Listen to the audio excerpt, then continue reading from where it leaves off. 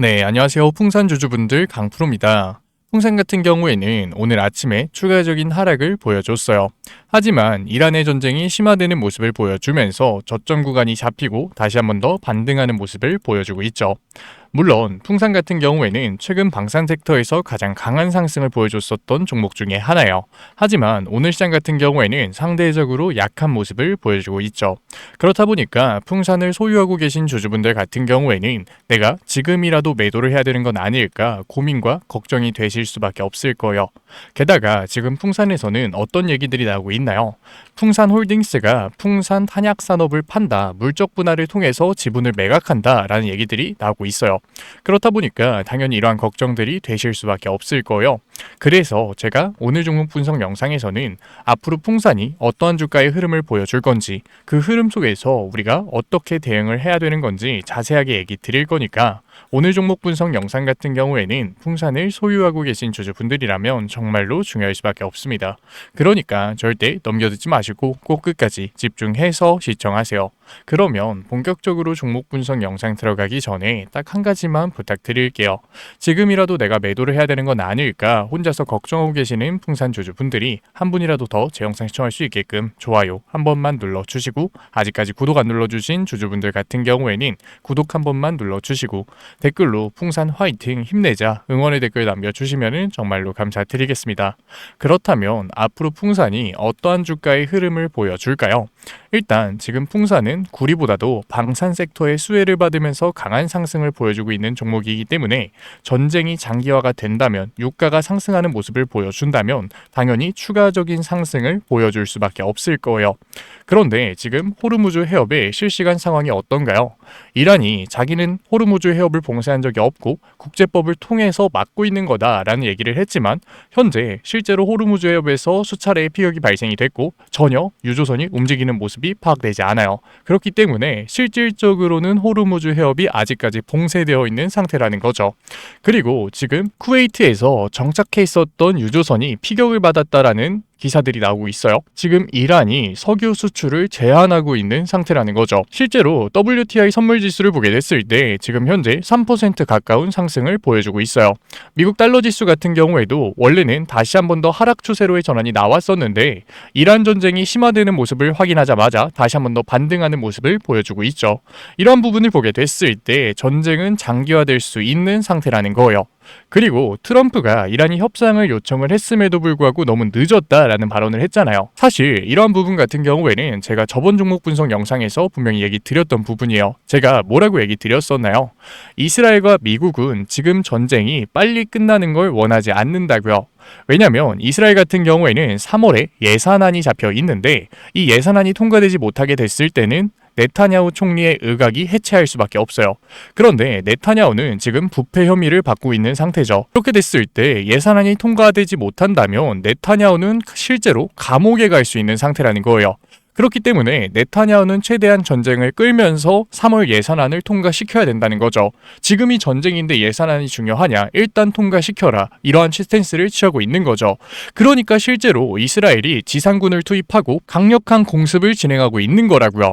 미국 같은 경우에는 유가가 오르면 물가가 오르니까 당연히 미국이 안 좋은 거 아니냐 생각할 수 있는데, 트럼프는 지금 앱스타인 파일 때문에 지지율이 굉장히 낮아지고 있는 상태예요. 당연히 시선을 외부로 빼야 되는 상태라는 거죠.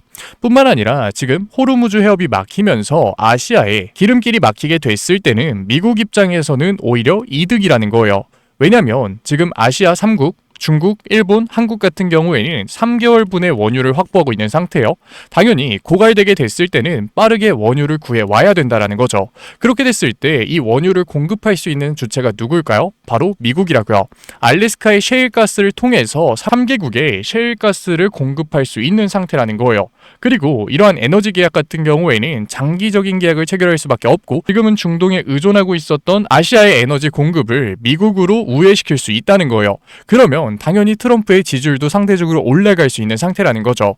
그렇기 때문에 이스라엘이든 미국이든 이번 전쟁은 쉽게 끝내서는 안 되는 전쟁이라는 거예요. 그러니까 당연히 이러한 흐름을 보게 됐을 때 방산 섹터인 풍산은 추가적인 상승을 보여줄 수 있겠죠. 그런데 풍산은 중요한 게 뭐냐면 지분 매각에 대한 얘기가 나오고 있는 상태라고요. 본사는 당연히 지분 매각을 하지 않는다라고 얘기하고 있지만 제가 생각했을 때 2010년인가? 그때도 풍산홀딩스가 자회사를 매각하지 않는다라고 밝혔다가 2개월 만에 갑자기 깜짝 매각 공시가 나온 걸로 알고 있거든요. 실제로 지금 투자은행에서는 어떻게 보고 있냐면 제가 잘 정리된 기사가 있어서 가져왔는데 풍산그룹이 풍산을 판매하려던 게 한두 번이 아니었다라고 강조를 했고 그렇다 보니까 당연히 뚜껑을 열어봐야 되겠지만 결국은 매각을 할 거라는 여론이 지배적인 상태라고요.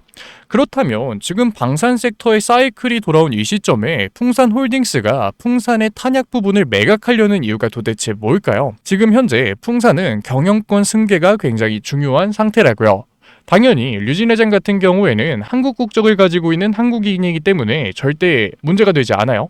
하지만 그의 장남인 로이스 류 같은 경우에는 한국 국적 대신에 미국 시민권을 택한 인물이라 문제가 생긴다고요. 왜냐면 우리나라에서는 외국인이 방산업체를 경영하려면 군과 산업당국의 허가가 필요하기 때문에 허가를 받으면 되는 거 아니냐라고 할 수 있지만 정부가 승인을 해주더라도 제도적인 리스크를 떠안아야 돼서 사실상 매각이 합리적이라는 게 중론이라는 거죠.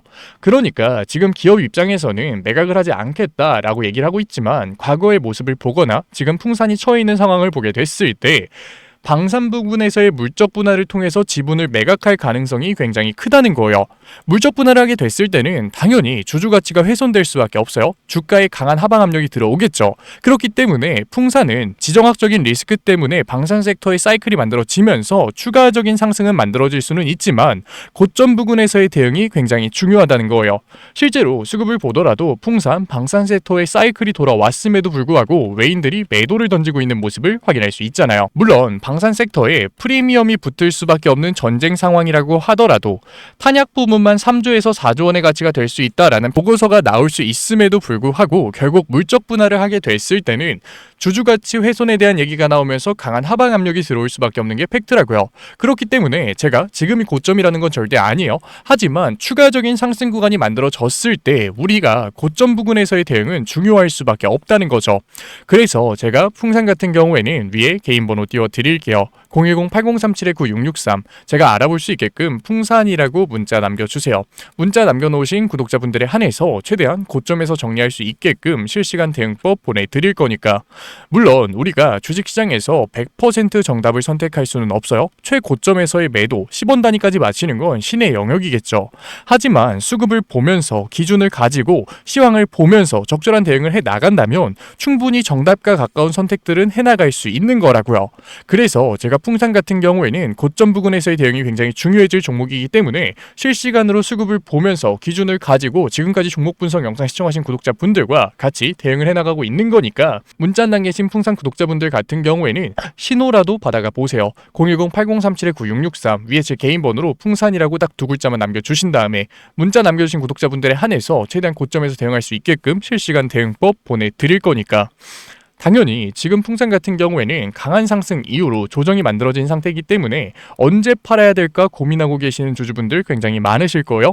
그런데 어차피 조정을 받을 거면 지금이라도 매도해야 되는 거 아닐까 생각하고 계시는 주주분들 분명 계실 거예요.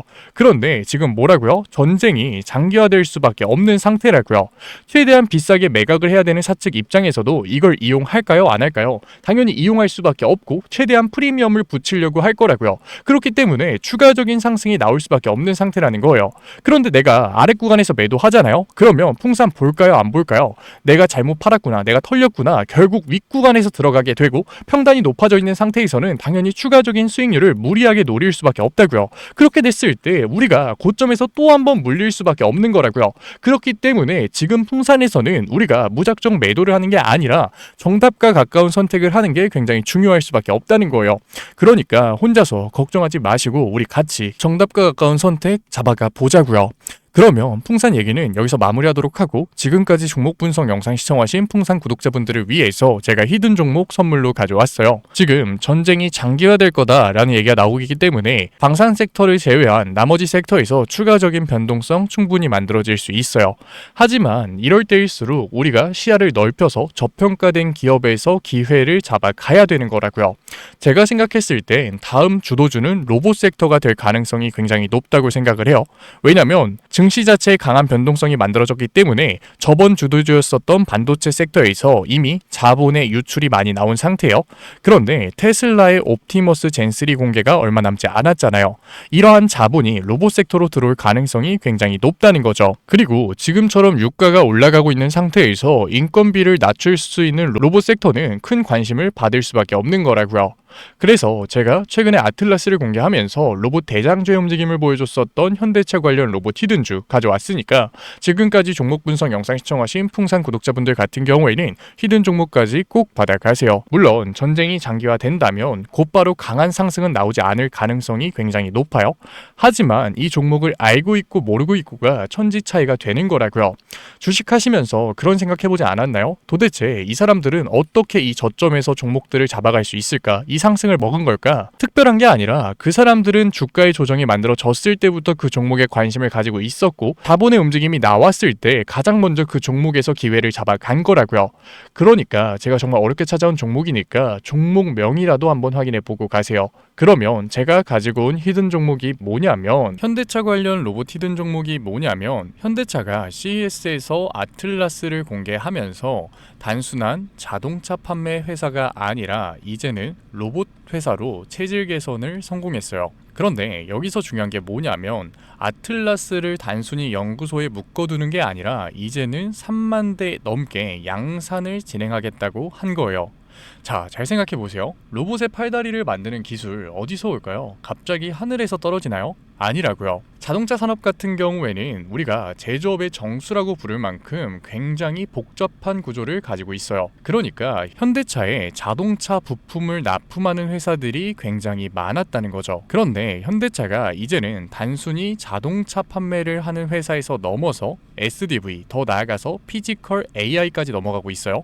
그런데 지금까지 현대차 자동차에 부품을 납품했던 회사들이 그대로 망할까요? 그게 아니라는 거죠. 현대차가 먼저 로봇 섹터로의 체질 개선을 성공시켰기 때문에 이제는 현대차 자동차에 부품을 납품하고 있었던 회사들이 로봇 섹터로 체질 개선을 성공시키면서 시장에 관심을 받을 수밖에 없는 거예요. 실제로 HL 만도나 현대 오토웨버가 그러한 움직임을 보여줬죠. HL 만도 같은 경우에도 현대차에 자동차 부품을 납품하고 있었던 회사예요. 그런데 로봇 섹터로 엮이자마자 그대로 주가가 상승하는 모습을 보여줬어요. 현대 오토웨버 같은 경우에도 마찬가지죠. 현대 오토웨버는 SDV OS를 담당하고 있던 회사예요. 그런데 그 SDV OS가 이제는 피지컬 AI에 도입될 수도 있다, 통합관제 플랫폼을 담당할 수 있다라는 발언이 나오자마자 그대로 역사상 신고가를 돌파하는 움직임을 보여줬다고요. 그러니까 현대차가 로봇 회사로 체질 개선을 성공한 시점부터 현대차에 부품을 공급하고 있었던 회사들이 사양 산업이 되는 게 아니라 오히려 로봇 섹터로 엮이면서 시장에 관심을 받을 수밖에 없는 거죠. HL 만도 같은 경우에는 자율주행 센서 기술력을 가지면서 관심을 받았고, 현대 오토웨버 같은 경우에는 로봇 OS에 관심을 받으면서 주가의 상승이 만들어졌어요. 그런데 현대차가 지금 아틀라스, 피지컬 AI로 하고 싶은 산업이 결국 뭔가요? 바로 스마트 팩토리죠. 스마트 팩토리 같은 경우에는 업무 효율성을 늘리기 위해서 배터리 성능이 압도적으로 좋아야 돼요. 그러니까 다음에는 자동차 부품 중에서도 BMS, 전력 제어 기술을 가지고 있는 기업이 관심을 받을 수밖에 없는 거죠. HL 만도도 놓치고 현대 오토웨버 구경만 하셨다면 저는 이번이 마지막 기회라고 얘기 드리고 싶어요. 제가 가지고 온 종목 같은 경우에는 이미 외인들과 기관, 주포 세력들의 매집이 끝난 종목이고 언제 폭등이 나와도 이상하지 않은 종목이라는 거예요. 그런데 단순한 자동차 기업이었을 때는 당연히 폭등이 나오더라도 해도 10%, 20% 정말 소폭의 상승에서 그쳤겠죠. 하지만 이제 현대차 관련 종목들은 단순한 자동차 부품주가 아니라 로봇 부품주라는 거예요. 로봇 섹터에 엮여서 올라갈 수밖에 없다. 성장주의 밸류에이션을 받으면서 정말로 강한 상승률을 보여줄 종목이라는 거죠. 로봇 섹터 같은 경우에는 시장에 관심을 받게 됐을 때 지금까지 100%, 200% 정말 우수한 상승률을 보여줬어요. 그러니까 지금 HL만도, 현대오토에버를 놓치신 주주분들 같은 경우에는 아직 늦지 않았지만 지금 기회 놓치면 정말로 마지막일 수 있다. 그래서 현대차 관련 로봇 히든주 받고 싶으신 구독자분들 같은 경우에는 제가 위에 개인 번호 띄워드릴게요. 010-8037-9663 제가 알아볼 수 있게끔 현대 히든이라고 문자 남겨주세요. 문자 남겨주신 구독자분들에 한해서 제가 현대차에 BMS 전력 제어 장비를 납품하고 있고 로봇 부품 회사로 체질 개선이 이뤄지고 있는 현대차 관련 로봇 히든주 보내드리도록 할게요. 구독자분들 한해서 보내드리고 있는 거니까 아직까지 좋아요 안 눌러주신 구독자분들 같은 경우에는 좋아요 한 번만 눌러주시고 구독 안 눌러주신 주주분들 같은 경우에는 구독 한 번만 눌러주시면 정말로 감사드리는 마음에 제가 한 분 한 분 확인해서 히든주 보내드리고 있는 거니까 꼭 받아가셨으면 좋겠습니다. 분명 로봇 섹터 이제는 끝났다 라고 생각하고 계시는 주주분들 분명 계실 거예요. 하지만 현대차의 산업 구조를 잘 생각해 보자고요. 현대차 같은 경우에는 전통적으로 자동차를 만들고 있었던 제조업 회사예요. 그런데 그 제조업 회사에서 로봇 섹터로의 체질 개선이 나왔다. 테슬라 같은 경우에는 테슬라를 사용하고 있었던 사용자가 데이터를 쌓아주면서 성공을 한 케이스죠. 그런데 현대차 같은 경우에는 사용자가 아니라 직접 데이터를 쌓아 나가면 되는 회사라고요. 그리고 데이터를 쌓아 나가는 게 손해냐? 그것도 아니에요. 인건비가 압도적으로 줄어들기 때문에 오히려 영업이익이 증가하는 효과까지 만들어지죠. 그러니까 현대차가 다시 한 번 더 로봇 섹터의 패러다임을 바꿀 시기라고요. 그렇기 때문에 로봇 섹터가 끝났다? 아니요. 로봇 섹터는 현대차가 아틀라스의 양산을 발표했을 때부터 2페이지가 시작된 거라고요. 그렇기 때문에 우리가 여기서 로봇 섹터가 끝났다라고 매도를 하는 게 아니라 남들이 외면을 할 때 우리는 오히려 기회를 잡아가야 된다라는 거예요. 그래서 제가 현대차 관련 로봇 히든주 열심히 찾아서 가져온 거니까 지금까지 종목 분석 영상 시청하신 구독자분들 같은 경우에는 HL만도, 현대오토에버 눈앞에서 놓치지 마시고 010-8037-9663 위에 제 개인 번호로 제가 알아볼 수 있게끔 현대 히든이라고 문자 남겨주세요. 문자 남겨놓으신 구독자분들에 한해서 제가 히든 종목 보내드리도록 할게요. 지금까지 종목 분석 영상 시청해주신 우리 구독자분들 정말로 멋지시고 지금까지 종목 분석 영상으로 찾아뵌 증권맨 강프로였습니다. 감사합니다. 다음 종목 분석 영상에서 뵐게요.